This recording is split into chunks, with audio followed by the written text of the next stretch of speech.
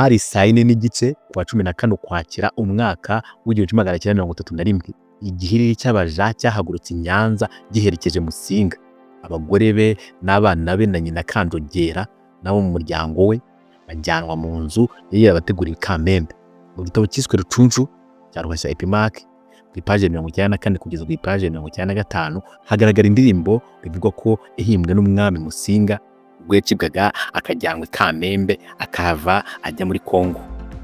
Muri iyo ndirimbo Musinga agaragaza ko yari umwami mwiza uzi kurinda igihugu kandi ufasha abababaye, agaragaza ko yaciwe mu gihugu nta cyaha yakoze, n'agahinda atewe no gusiga igihugu cye, abaturage be n'abana be. Iyumvire nawe uko umwami Musinga yakoze mu Nganzo. Yatangiye agira ati: rero rugwiza kurinda, namenyaga imfubyi ngakiza abababaye, atera mbabazi inkumi zikowe, bagore b'amariza babeho neza.